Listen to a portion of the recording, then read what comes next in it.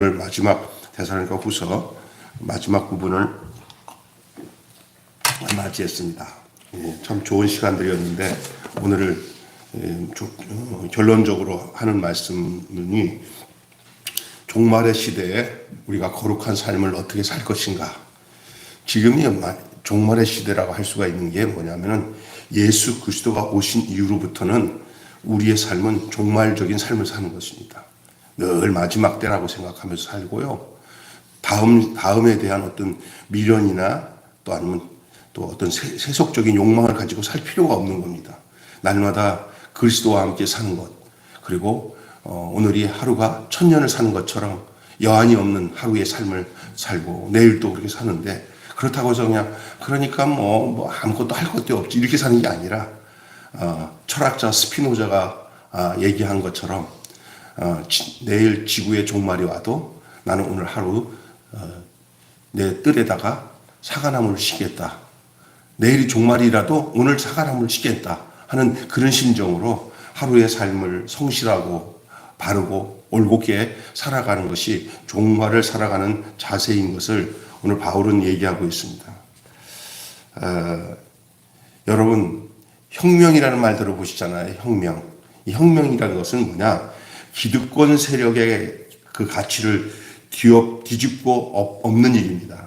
그래서 혁명이라는 것은 이전에 우리가 옛날에 표현을 하기는 지금은 그렇게 표현 안 하더라고. 5.16 혁명이라고 하잖아요. 그죠? 그건 뭐예요? 그 군사혁명을 일으켜가지고 확 그냥 나라를 바꿔버렸다 해서 혁명이라는 말을 쓰잖아요. 뭐 세계 역사에 보면은 그런 혁명들이 있어요.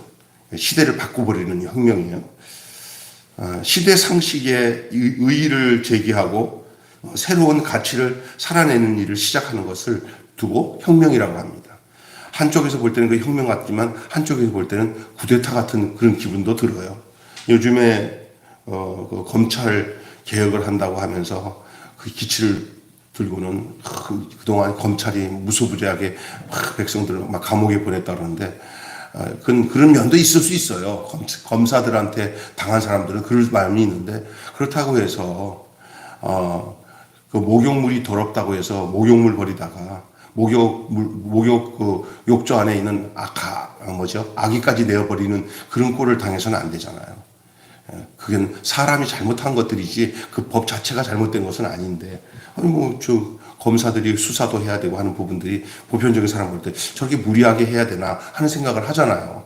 지금 대부분 사람들이 또 반대편에 하는 사람들의 말을 들어보면 또 일리가 있다고 생각할 수도 있어요. 그러나 지금 보편적으로 생각하는 것들은 너무 시급하게 막 그냥 속이 딱 뻔히 보이게 빨리빨리 뭐를 하려고 하는데 무슨 어떤 꼼수가 있나 이런 생각을 다 하는 상황에서 이것을 서두르는 게 너무 이상하다는 거죠. 그냥 하여간 혁명은 바꾸는 거예요. 확 뒤집어 버리는 거예요. 혁명적 가치 이건 좋은 면에서 참 좋지만 잘못할 때는 여기에 어려움이 있을 수 있어요. 근데 진짜 혁명은 뭐냐? 바로 예수 믿고 내 인생이 바뀌고 예수 믿고 내 생각이 바뀌고 예수 믿고 내 행복이 바뀌고 내 가치가 바뀌는 게 진짜 혁명인 줄로 믿습니다. 전에는 내가 그렇게 살지 않았어요. 그러나 예수 믿고는 내 생각이 바뀌고 내 삶이 바뀌어서 목표와 목적이 달라지는 것이죠. 마게도니아의 행정도시 데살로니카는 마게도니아라고 하는 그 지역의 행정도시 같은 말씀 지금 같으면 무슨 말이냐면 수도와 같아요. 수도. 다시 말해서 서울, 대한민국 서울, 마게도니아의 데살로니카 그런 거죠. 예, 뭐 수도라고 할 수도 있고 뭐 부산쯤 될 수도 있고 뭐 그럴 거예요 아마. 그러니까 그 도시 중에서 가장 큰 도시고 가장 행정도시라고 한다면 뭐 여러 가지 그 정치인들이나 나라를 지도하는 사람들이 모여 사는 도시가 데살로니카입니다. 마게도니아에. 거기서 이 거룩한 삶을 산다는 것은 쉽지 않습니다. 왜냐하면 그 도시에는 우상천지고요. 예? 이 마게도니아는 상당히 좀 아주 경제적으로는 조금 부유하지만 세속적인 도시만큼은 사실입니다. 그러니까 안일하게 살 수 있는 도시예요. 안일하게. 근데 이런 세상 속에서 그러니까 마게도냐를 이렇게 생각합니다. 이 세상이라고 보면 돼요. 세상. 우리 같이 세상적인 가치관이 만연한 세상. 오늘 우리가 살고 있는 이 시대랑 거의 비슷한 그런 느낌을 주는 도시가 마게도냐라고 생각할 수 있어요. 여기서 우리가 이 마게도냐에서 사는 성도들이 그곳에서 모든 세대가 이게 웃기는 거예요. 오늘 또 이제 무슨 저기 동네 희망드림단 모임에 우리 교회에서 잠깐 모여서 얘기를 하는데 목사님 너무 안타깝대. 다들 예수 믿지 않는 사람들도 그냥 이렇게 이혼하는 게 뭐 국물에다 밥 말아 먹듯이 이혼하는 사람들이 많고 그런 것들 보면서 자기들도 안타깝다는 거예요. 그 세상 속에서 자기 이익만 생각하고 다 성격이 안 맞아서 못 살겠다고 해서 다 그렇게 하고 그러면서 어떤 연세 드신 우리 분은 이런 얘기하다 여자분이 아이고 나도 지금 젊었었으면 한 번 이 정도 오래 살았으니까 젊었으면 결혼 한 번 더 해서 다른 남자를 한 번 더 살아봤을 걸 이런 얘기를 해서 내가 이런 소리를 하더라고요. 이게 왜냐하면 요즘에 젊은 애들은 그런 게 다반사니까 이게 어떤 건지 알아요? 세상 문화예요. 근데 어떤 분 한 분은 이 기독교가 좋은 예수 믿지 않는 사람인데도 뭐라고 하면 기독교가 좀 가장 축복은 뭐냐면 일부일처제라고. 그 일부일처제를 지킬 때 사회가 안정되고 가정도 안정된다고 그런 얘기를 합니다. 아까 전에 헌금 내고 간 사람들. 여러분 그래서 우리가 세상 속에 살지만 세상에 물들지 않고 이 종말의 시대에 우리가 거룩하게 산다는 게 얼마나 중요한지 몰라요. 교회를 다녀도 정말 저렇게 살아야 된다. 이게 반듯한 가정이 있으면 좀 문제가 있는 가정을 케어할 수가 있어요. 그래서 가정이 가정을 낳고 가정이 가정을 케어해요. 교회 안에 부부가 반듯한 가정이 모범된 가정이 있으면 좀 기회가 되면 좀 약간 막 가정적으로 서로 막 좀 힘든 가정을 딱 붙여놓잖아요. 구역에. 그러면 이쪽에서는 어떤 마음을 주냐면 반듯한 가정은 그 가정을 우리 같이 만들어야겠다는 거룩한 마음을 줘요. 그래서 처음에는 예를 들어서 로마에는 마차를 끌 때 한쪽에는 아주 좋은 아주 종마 아주 길다 잘 들여진 무지무지 좋은 말에다가 저기 어디 가서 보면 야생마가 있어요.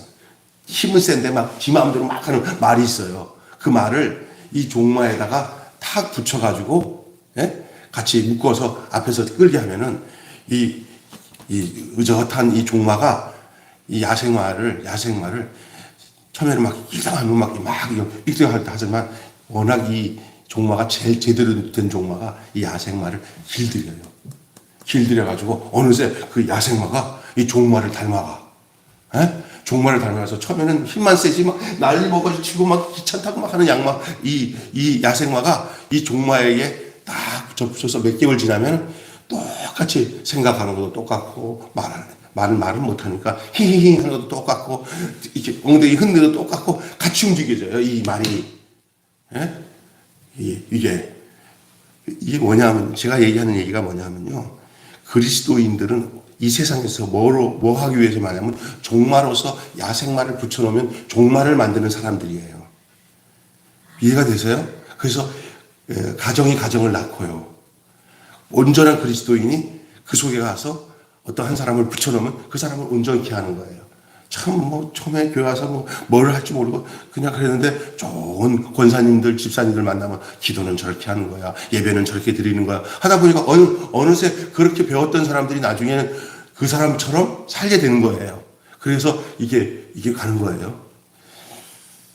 그리스도인들은 이 마지막 세대 때 이 역할을 제대로 해야 되는 거예요. 세상에 같이 휘몰른다고 같이 우지자지하면서 춤바람 나서 돌아다니는 아낙네처럼 그렇게 사는 게 아니라 그렇게 막 사는 사람들이 저 언니 보니까 우리가 잘못 사네. 잘못 산다는 것을 알려면 잘 사는 사람이 누군가 있어야 자기 잘못 사는 것을 알게 되는 줄 믿습니다. 그렇잖아요? 그리스도인이 종말을 산다는 것은 바로 이런 부분들이 필요한 거예요. 이 얘기를 오늘 이 설교한 내용을 아까 전에 믿지 않는 분들한테 다 얘기를 했어요. 잘 듣더라고요.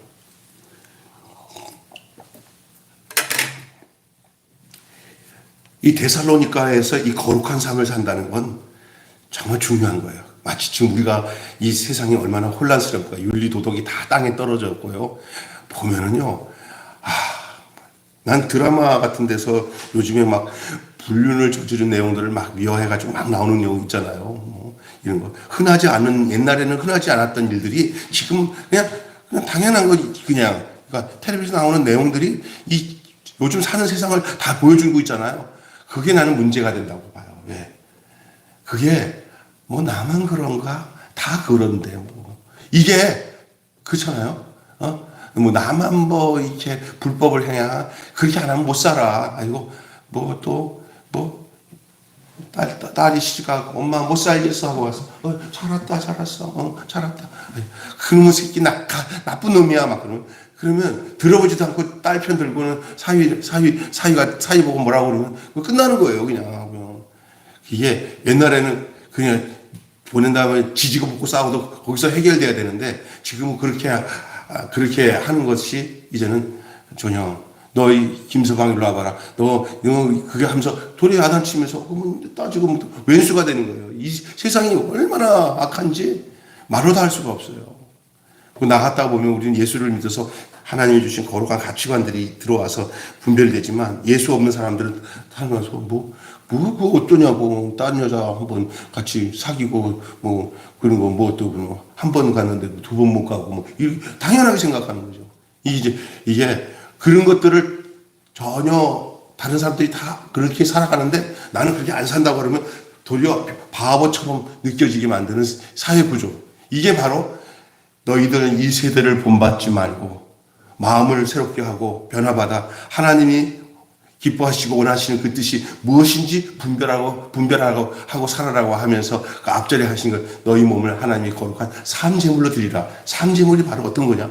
이 악한 세상에서 우리가 어떤 사람인 것을 분별해서 사는 것이 삶제물의 삶인 줄로 믿습니다. 이것이 종말을 사는 데살로니가 교회에게 바울이 얘기해 주는 이 내용이 바로 오늘날 이 종말을 사는 그리스도인이 어떻게 그렇게 살아가야 되는 내용에 대한 당위성을 말씀하고 있는 것입니다.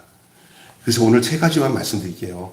이 마지막 부분에 이제 이 데살로니가 부분의 이 내용 중에 참 현실적인 그 피부적으로 느낄 수 있는 이야기들을 하고 있는 거예요. 그게 뭐냐면 그때 그 데살로니가에서는 이런 게 있었어요. 사람들이요, 곧 예수님이 오신다고 그러고 이 재림론에 대해서 너무 이 사람들이 잘못 알고 있어가지고 그냥 바울이 그렇게 안 가르쳤는데 너희들이 일하기 싫은 자는 먹지도 말라고 그렇게 가르쳤는데도 불구하고 이 재림론의 사상이라 극단 종말주의에 빠지니까 뭐 이래서는 뭐 하나 뭐 내일 뭐 주님이 오시면 끝장인데 이런 생각이 잘못 적용이 돼가지고 일도 안 하고 무의도식 하면 사람들이고 또 데살로니가 지역은 이런 복지 정책이 잘 돼 있었어요. 옛날 이 로마 정부에서도. 왜냐면 행정도시에 잘 사는 사람들이 있어가지고 이게 왜 이런 소리가 났잖아요. 네? 그래가지고 이 지금같이 말하자면은 기초생활수급자들에 대한 정책들이 잘 돼 있는 나라예요. 이 옛날 이게. 그래가지고 어떤 얘기냐면은 좀 워낙 이게 전쟁에서 많은 것을 물품을 갖고 와서 재놓고 있으니까 그냥 놀고 먹어도 나가서 군인들이 많이 이 전리품을 가져와고 쌓아놓으니까 자기들은 일도 안 해도 그냥 가져온 그 전쟁터에서 받아온 그 군수품이나 물품들이 싸고 넘치니까 일할 필요 없이 그냥 무의도시라 해도 살아갈 만한 세상이에요. 근데 그게 죽을 병인 줄로 믿습니다. 그냥 아무것도 안 하고 주는 거 먹고 사는 것이 좋은 게 아니에요. 노동을 하고 그만한 가치를. 그래서 어떤 훌륭한 부모가 이런 얘기를 한 적을 들은 적이 있어요.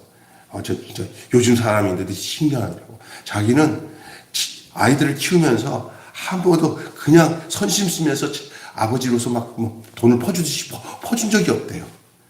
있어도 애들한테 응당하게 땅을 파든지 무슨 농장에다가 무슨 뭘 하든지 뭐 똥찌개를 쳐가지고 그 밭에다 뿌리든지 뭔가 일을 시키고 그 대가로 돈을 어릴 때 자기 아버지라도 그렇게 줬다는 거예요. 일하기 싫은 자는 먹지도 말라. 이게 어떤 거냐. 무질서를 멀리하라는 얘기를 하는데요. 무질서를 수고하고 애써 자신의 생계를 스스로 꾸리는 것이 바울이 데살로니가에 잠시 머무는 동안에 가르쳤던 내용들이었어요. 전통이고. 성도다운 삶이 뭐냐? 남에게 폐를 끼치지 말고 너희가 스스로 열심히 일하고 수고한 대가를 가지고 살아라. 그러나 이렇게 연로하시거나 또 살면서 어려운 형편에 있는 사람들한테 그런 걸 막 강조하는 건 아니에요. 멀쩡한 사람들이 충분히 땀 흘려서 다른 사람들, 어려운 사람들을 도와줘도 되는 사람들이 그냥 아무것도 아니고 무의도식 하면서 주는 것만 먹는 것에 습관이 들여진 사람들. 이것이 인생의 무질서예요. 삶의 무질서예요. 성도다운 삶의 방식이 아니에요. 그러나 바울은 그렇게 안 가르쳤어요. 일하기 싫거든 먹지도 말라고 할 정도로 가르쳤어요. 세상의 인습이 뭔지 아십니까? 뭐든지 하나님이 원하시는 삶의 방식에서 벗어나면 세상 인습이 됩니다. 오늘날 세상 인습이 얼마나 아주 교묘하게 발달되었는지 이제는 요즘에는요, 성실한 사람들이 돈을 못 벌고 살면 병신이라고 그러고요. 남한테 후려치고 사기쳐서 잘 벌어서 법망을 싹 빠져나가면서 이렇게 해서 나쁜 짓도 괜찮다, 결과만 좋으면 좋다라고 생각하는 똑똑한 사람으로 평가되는 세대 속에 살아갑니다. 이럴 때 우리의 자녀들이나 우리 스스로가 어떤 그 거룩한 성도의 삶으로 살아갈 것을 생각할 수 있는 것은 하나님 말씀에 대해 귀가 열려지지 않으면 알 수 없을 수 있기 때문에 늘 귀 기울여서 하나님 말씀을 듣고 나니까 아이고 내가 잘못했구나, 큰일 날 뻔했네 하고 깨닫는 것들이 많잖아요. 그게 그리스도인의 축복이고요. 종말에 살아가는 성도들은 뭐냐? 귀가 열린 사람이에요. 귀가. 그리고 그 가치가 어느 것이 진짜 하나님이 원하시는 하나님의 가치, 하나님이 주신 뜻인지를 분별하다 보니까 그것이 세상과 똑같은 방식으로 살 수 없다는 것을 알고 좀 힘들어도 주님 뜻대로 사는 거예요. 그래야 하나님이 주신 그 영혼의 질서가, 인생의 질서가 잡히는 거예요. 이런 잘못된 인습들, 놀고 먹어도 되고 머리만 써서 다른 사람을 피해주더라도 나만 잘 먹으면 그게 똑똑한 거라고 하는 이런 삶을 정당화하더라도 그리스도인들은 그 자체를 무질서로 볼 수 있는 눈이 열려야 됩니다. 아이고 굳이 이렇게까지 우리는 세상 다 그렇게 안 하면 못 살아요. 다 가짜로 서류를 만들고 어떻게 하고 해서 해야 돼요. 정말 저도요 하다 보면요, 행정은 나라 국가 행정은 가짜라도 그게 맞춰서 하라는 거예요. 우리 박 목사님 알겠지만 푸드 하다 보면은 다 뻔히 아니까 그 위에서는 이렇게 해서요 숫자 맞추세요. 정확하게 산다면 아무것도 못하면 거기에 갈등이 많아요. 그렇잖아요? 그 원칙대로 법을 만들어 놓은 대로 이런 사람에게 나눠줘야 되고 해가지고 그걸 다 정리해서 하라고 그러면요 아무것도 못해요. 예? 그러면 이런 거에 대해서는 어떻게 하냐? 할 수 없이 살지. 여기에 무감각해지다가 보면은 더 큰 어떤 경우에는 이것도 했는데 저것도 못하냐. 점점 바늘도둑이 소도둑 되는 것처럼 그렇게 갈 수도 있다는 거예요. 그때 우리는 뭘 생각하냐? 이때 끝까지 회개할 수밖에 없다는 게 있잖아요. 그 회개라도 해야 다시 그 정상적인 그 거룩한 마음으로 회복이 되잖아요. 그게 날마다 십자가 안에서 내가 죽는 삶이에요. 하나님, 나는 부족합니다. 살다 보니까 이건 이러지도 못하고 저러지도 못하는 거 아시잖아요. 아이고 죽겠네. 십자가에서 또 죽어라 임마. 죽여주세요. 그렇게라도 살아야 되는데 그거에 대해서 무감각하게 살면서 그럴 수도 있죠. 하나님이 내 입장 내보세요. 그럴 수밖에 없죠. 이렇게 싸가지 없는 말을 하고 살면요 망하는 거죠. 대부분 그러면 아주 그냥 당연한 줄 알고 사는 거예요. 당연하게. 그냥 무질서하게. 우리가 뭐 이렇게 뭐 집을 어지럽게 무질서하게 뭐 정리정도 못하는 게 무질서가 아니라 하나님이 원하는 그 원칙과 그 뜻을 자기 뜻으로 맞춰서 살아가는 게 무질서예요. 그래서 바울은 데살로니가 교회에게 너희는 무질서를 멀리하라. 한번 따라서 합시다. 무질서를 멀리하라. 무질서는 하나님이 원하는 생각이 아니라 내 생각 가지고 그냥 살아가는 게 무질서입니다. 자, 두 번째로는요, 뭐라고 얘기하냐면 종용이 일하라 그랬어요. 종용이 일하라. 종말을 사는 성도들은 그 맡겨진 자기의 분야에서 자기 역할을 잘 감당하며 종용이 일하는 사람이에요. 일 안 하는 사람들이 말이 많더라고요, 대부분. 그리고 말이 많은 이유가 뭔지 아세요?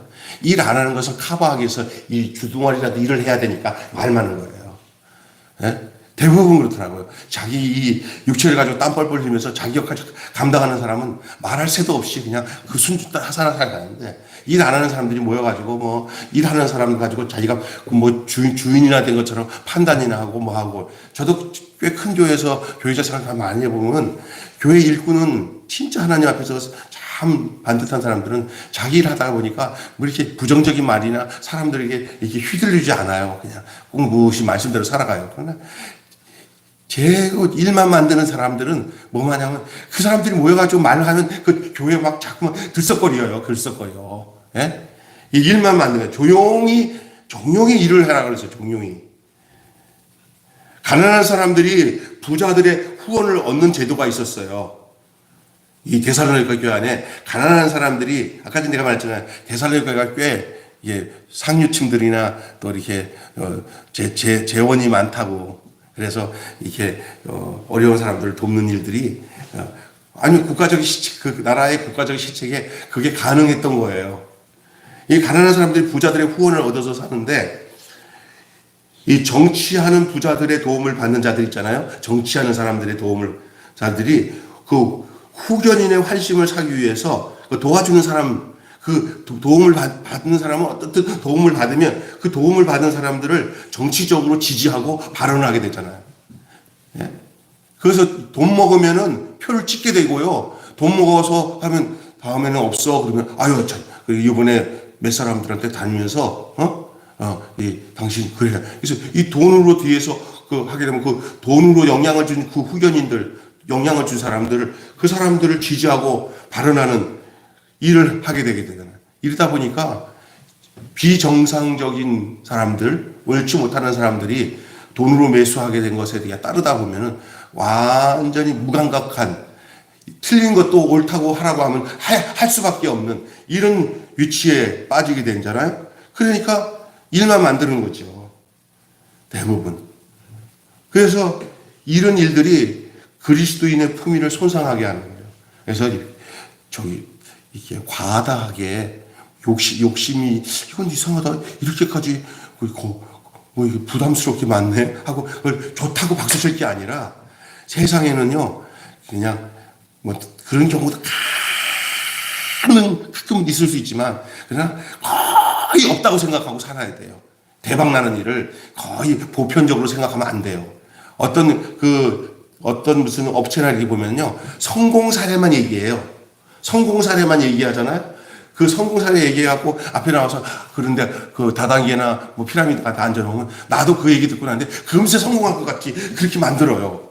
근데 거기는 뭐 1000명 중에 1명 중에 성공한 사람이 나와가지고 막 뭐든지 하면 다 될 것처럼 얘기를 하잖아요. 그러면 거기 앉아갖고 어머나 약장수가 이거 먹으면 다 날 것처럼 하고 어머나 나도 사람이 나왔고 내가 이걸 먹었는데 건강해졌다고 또 그러면 저기 증거가 있네. 그러다가 그냥 주머니에서 돈 다 나가고 카드 그런 거 다 나가잖아요. 그게 당하는 거거든요. 실패한 사람이 억수 더 많아요. 그러니까 거기 속지 말아야 되는 거예요. 속지 말아야 되는 거예요. 나도 그런 거 가끔 속아갖고 집사람한테 혼날 때가 있는데, 이게 왜냐면 믿음이 생기는 거예요. 그 들으면 와 나도 되겠다. 그래서 옛날에 어머님들 아버님들 어디 가서 그 약장수들한테 물건 사는 것 때문에 그 반품하느라고 정신없이 다니는 자녀들도 있어요.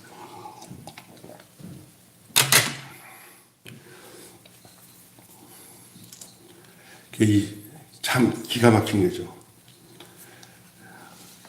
지금 우리 시대 어떻습니까? 어느새 이 코로나 오미크론 겪다 보니까 이제 뭐 할 수 없이 그건 해야 되겠지만 걱정스러운 거는 그냥 나라에서 주는 것들 있잖아요.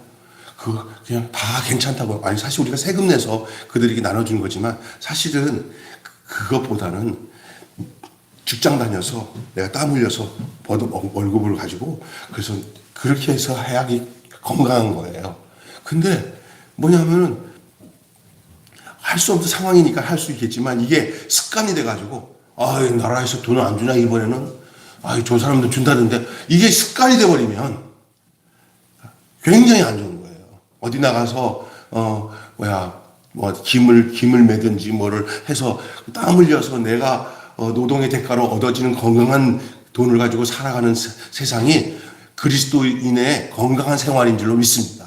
근데 지금은 그냥 어디 가서 바보같이 그 못 얻으면 공짜로 얻는 게 최고야 그런 생각하고 살다 보면은 이게 공산주의가 뭡니까? 배급제잖아요. 배급. 이 나라가 이제 배급제가 돼버린 거예요.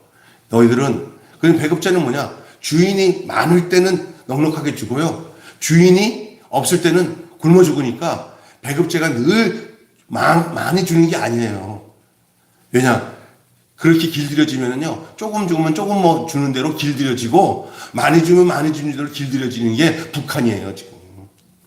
북한은 이게 어떻게 냐 나라에서 배급제로 다 나눠주면서 그 3% 되는 3%밖에 되지 않은 이 공산당 당원들이 모든 재력을 가지고 가난한 사람들에게 일반 인민들이라고 해요. 인민들에게 그걸 나눠주면서 그 먹을 거 요만한 거 강냉이 입고 가지고 그 사람들 길들이는 거예요.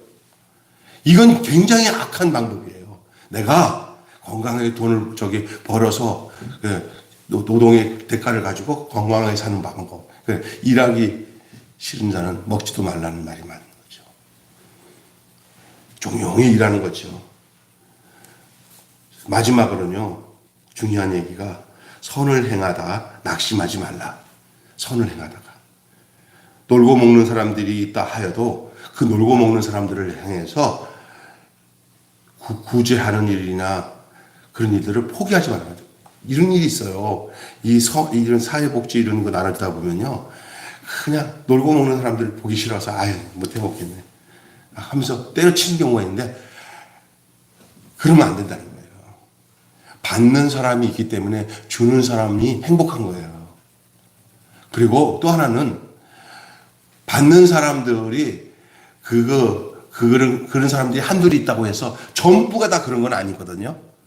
그러면 그걸 또 구별해서 너는 주고 안 줄 수 없는 거 아니잖아요. 그 사람에게 어떤 자극을 주냐면 전체적인 사람들이 다들 이런 삶보다는 건강하게 일하고 얻어서 건전하게 사는 모습을 보여주게 되면 간혹 가다 그런 사람들이 보면서 나도 이렇게 살다가 안 되겠네. 여기 건강한 사람들이 나도 건강한 삶을 살아야지 하는 부끄러움을 갖고 자기들이 바뀌어지는 그런 분위기가 가야 돼요. 어떤 공동체든지 그 강한 쪽, 많은 쪽으로 그게 함몰돼요. 좋은 사람이 나쁜 사람들이 많은 곳에 딱 가 있잖아요. 그러면 이 사람이 이 좋은 것이 나쁜 사람들이 이 좋은 사람 쪽으로 이렇게 다 바뀌어져서 이 수많은 사람이 건강한 사람 하나 왔다고 해서 싹 이게 바뀌어지는 확률보다 이 좋지 못한 생각과 삶을 갖고 있는 사람, 무질서한 사람들이 많잖아요. 건강한 사람이라도 올바른 사람도 여기 섞이면요, 여기에 바뀌어질 확률이 더 높아요. 그러니까 교회도 교인들 자체적으로 더 성숙해져서 바른 그 신앙적 가치관이라 이런 신앙이 반듯한 사람들이 많든 그 10명이면 9명, 8명이 있는 데가 더 낫지. 1000명이 있는데 900명은 나쁜 사람이고 100명이잖아요. 그러면 10명에서 8명 숫자적으로는 그냥 게임이 안 되지만 이 퍼센트로 볼 때 이 900명이 좀 나쁘고 100명은 좋다 하더라도 그 100명이 10명 중에서 9명이 괜찮고 1명이 안 좋은 퍼센트 똑같아. 근데 어때요? 좋은 쪽에서 있는 쪽이 그게 건강한 거예요. 작더라도 건강한 거예요. 나는 우리 매일교회가 뭐 이렇게 막 그냥 사람 숫자만 막 늘어가지고 그냥 어중이도 그냥 그 분위기 따라가는 그런 게 아니라 적은 숫자라도 그 퍼센트가 전부 다. 그래서 그 나머지 한 사람 좀 정상적이 못한 사람이 딱 보면서 형님들 저렇게 사는구나.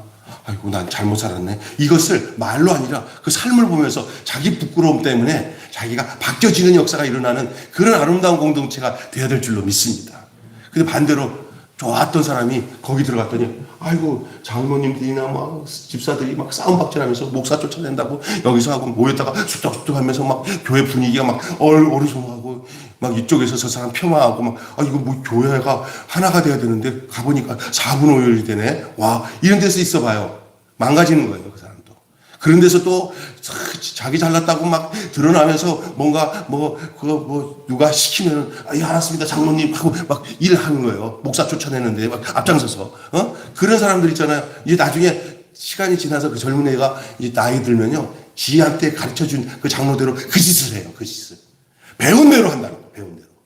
그렇기 때문에 우리가 이제 선한 일을 하는 것에 대해서 낙심하지 말아야 될 것은 선한 영향력이 커야지 악한 영향력이 커지지 않도록 하기 위해서는 그냥 선한 일은 계속 해야 돼요. 저번에 우리 푸드뱅크 이렇게 하다가 보니까 어느 그 쪽에 목사님 한 분이 그거 할 필요 없어. 해봤자 고마운 줄도 몰라. 그래서 그냥 푸드 문 닫고 그냥 끝냈어. 그런 아니 다른 이유가 아니라 그것 때문에 안 한다니까. 아이고 소용없어. 그냥 뭐 받기만 좋아하지 뭐 그냥 안 하겠어. 아이고 뭐 이 사람은 하나는 알고 둘은 모르는구나. 그 선한 일은 꾸준히 하면서 하나님이 하실 몫이지 자기는 그거에 따라 순종하면서 그 길을 걷는 것밖에 필요 없는 거예요. 자기가 사람을 뭘 어떻게 바꿔 주는 것 같고 뭐 선을 베푸는 것 같고 사람 바뀌어지는 게 아니에요. 하나님이 그 일에 감동하시게 하셔야 되는 거예요. 그리고 자기 삶이 그 하나님 앞에서 그런 삶이 되도록 사는 모습들은 그런데 치우치지 않습니다. 어떤 사람들이 어떻게 하든지 내 생각에 앞서서 속상하다고 아유 사람들 하도 말도 안 들어서 아유 목회 이거 내가 왜 목회를 했어 아유 난 안 해 아유 골치 아픈 사람 많아 아유 난 그냥 목사가 이렇게 힘든지 몰랐어 아유 못하겠어 잘 일찌감치 그만두는 게 좋아. 그게 힘들면 나도 그런 생각이 할 적이 있어야 하도 그냥 엉뚱하게 뒤집어 씌우고 말이야 뭐 그냥 나는 잘못 안 했는데 그냥 자기 허물은 이만해도 목사님 이만한 허물만 있으면 죽일 듯이 달며들면 내가 뭐하러 이걸 하나 할 때가 있잖아요. 예? 그런데 그런 생각 때문에 샘플이 되어서 살아가야 할 사람이 목사잖아요. 저렇게 살아야 되는구나. 그 샘플이 되는 것을 포기한다면은 어떻게 세상이 변화되고 하나님의 일이 진행이 되겠어요? 안 그래요? 그러니까 선을 행하다가 낙심하지 말아라. 예? 언제든지 올곧게 살다 보면은 공격하는 세력도 많은 거예요. 놀고 먹는 이들이 있다 해서 굳이 하는 일 자체를 포기해서는 안 돼요. 무의도식하는 형제들이 떠날 수도 있어요. 떠날 뿐 아니라 그게 여러분 왜냐면 무의도식하는 사람도 먹고 살아야 되는데 무의도식하는 사람들이 선을 베푸는 일이 없어지니까 여기는 먹을 거 없네. 가버리면 그 사람들이 곁에서 그런 삶을 볼 수 있는 그런 기회가 사라지잖아요. 지금 현재로는 그 사람이 무의도식하면서 사람 거시를 못하는 것 같아도 그 사람들이 왜 왔어? 그냥 주니까 뭐 얻어먹고 해서 거기 머무는 거예요.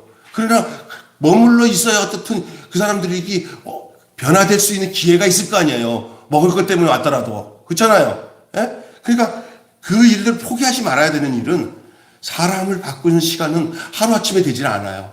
먹는 것 때문에 왔더라 하더라도 여러분 무의도식 형제가 선한 일을 하다가 포기해버리면 무의도식하는 형제들이 떠날 수밖에 없어요. 떠나면 안 되죠. 왜냐하면 사람이 다 처음부터 완전한가요? 사람 구실 못하는 사람들이 사람이 돼가는 과정이 그게 신앙생활 아닙니까? 그리고 그 선을 베푸는 일들이 중단되잖아요. 그러면 사귐이 중단돼요. 사귐이 교제가 중단된다. 그러나 끝까지 그 일들이 진행되다 보면 어느 날 스스로 안에서 부끄러움을 느끼게 하게 돼서 그들이 변화되어 온전케 된다는 사실이에요. 그건 다 어떤 면에서는 회개하도록 하기 위함이고요. 여전히 그는 우리들의 형제임을 잊어서는 안 된다. 오늘 본문 말씀을 보시면 세번역에 보면 이렇게 되어 있어요. 11절부터 보면은 그런데 우리가 들으니 여러분 가운데 무절제하게 살면서 일은 하지 않고 일을 만드기만 하는 사람이 더러 있다고 합니다. 이런 사람들에게 우리는 주 예수 그리스도 안에서 명하며 또 권면합니다. 조용히 일해서 자기 먹을 것을 자기가 벌어서 먹으십시오. 형제 자매 여러분, 선한 일을 하다가 낙심하지 마십시오. 누가 이 편지에 담긴 우리 말에 복종치 아니하거든 그 사람을 특별히 조심하고 그와 사귀지 마십시오. 그로 하여금 부끄러움을 느끼도록 하십시오. 왜 저렇게 그러나? 왜냐하면 의도적으로 사귀지 않는 이유는 뭐냐면 그들이 자기들이 잘못됐다는 것을 알기 위한 목적으로 사귀지 않는 거지 그 사람들을 배척하는 거예요. 섞이면은요 물들어요. 죄악의 것과 함께 삭히면은 괜찮아 그 정도쯤 이렇게 사귀는 데서 이건 구별된 삶을 살아야 되는 거예요. 믿는 사람들끼리 똘똘 묻혀서 똑바른 가치관 가지고 살아야 돼요. 왜 그 학생들 젊은 애기들 엄마들이 왜 그 무슨 학교지만 대안학교를 만들어서 이 세상에 있는 학교 안 보내고 자기들이 올곧게 하려고 하는 이유가 뭐냐? 애들 보내면 문제가 되는 거예요. 문제가. 그런데 이렇게 반듯한 대안학교가 만들어지면 이쪽 일반 세속의 그런 내용을 배우는 엄마 아버지들이 보면서 나는 매일마다 내 목적 가지고 애들을 그냥 쥐잡듯이 했는데 저기는 정말 자율적으로 참 잘하네 하고 부끄러워져서 자기들의 삶을 바꾸고 그 믿음의 공동체로 돌아와서 우리 아이들을 이렇게 하나님 중심으로 가르쳐야 되겠다 이렇게 느껴지게 된단 말이죠.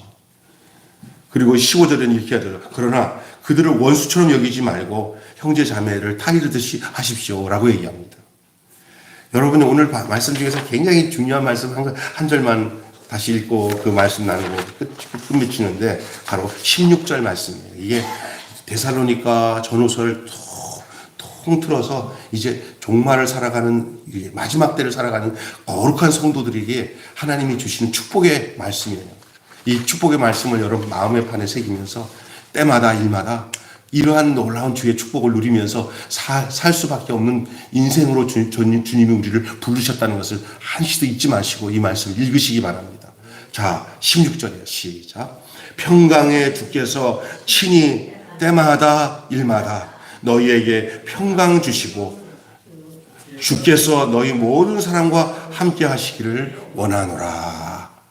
이 민수기에 보면 그 축복의 기도가 있어요. 평강의 기도. 이거랑 너무나 흡사한 내용으로 지금 이 바울이 이 데살로니가 교회에다가 이 평강을 불필요해요. 이렇게 너희들 여러 가지 항목으로 게으름을 경계하고 그 다음에 여러 가지 오늘 여러 가지 마지막 부분에 구체적인 종말에 사는 성도들의 모습에 대한 내용들을 언급하면서 이게 데살로니가 교회 안에 상황을 알고 전하는 말씀이에요. 상황이 그때는. 근데 지금 우리랑 너무 비슷해요. 우리가 여기서 우리가 삶의 지침을 우리가 받아들여야 돼요. 어쩌면 이 데살로니가 교회에다가 한 이 바울의 말이 오늘을 살아가는 우리들에게도 그대로 하는 얘기 같은데, 그러면 은혜예요, 은혜. 잘 알아야 돼요. 이런 말씀을 하면서 마지막에 뭐를 얘기하냐? 평강의 하나님께서 때마다 일마다 우리에게 평강 주시기를 원한다. 이 평강을 누리면서. 왜냐하면 평강이 없으면 이런 삶을 살아가는데 우리는 유약한 인간이라 넘어지기 쉬워요. 주께서 우리를 붙들어 주시지 않으면 안 되는 거예요. 그것을 기억하면서 원하노라는 것은 기도예요. 소원을 비는 거 아니에요.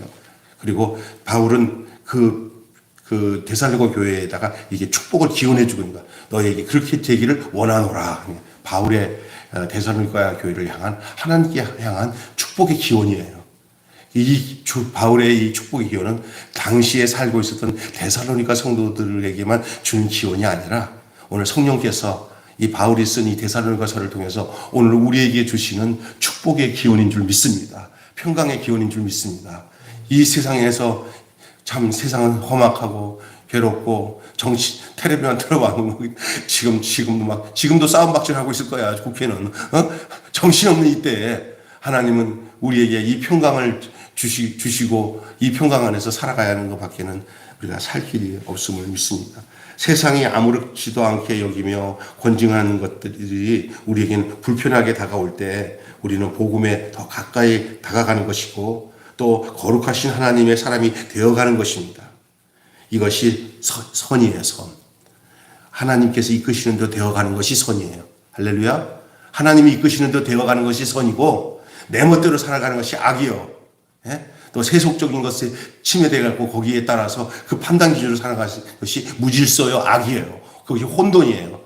천지를 창조하시기 전에 땅이 혼돈하고 흑암이 캄캄한 것이 바로 그리스도 밖의 삶의 내용이에요.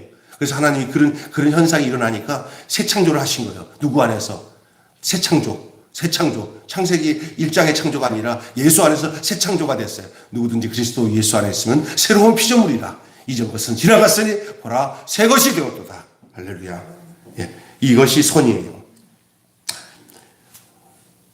선이 악을 이겨요. 왜? 어둠이 빛을 이기는 법이 없어요. 빛이 어둠을 이기듯이 선이 악을 이긴다는 사실이에요. 문제는 뭐냐? 내가 선인에 속했냐 악에 속했냐가 문제예요. 여러분이 선에 속했으면 어둠을 물러가게 되는 줄로 믿습니다. 두려움은 사라지고 평강이 임하게 될 줄로 믿습니다. 기도하겠습니다.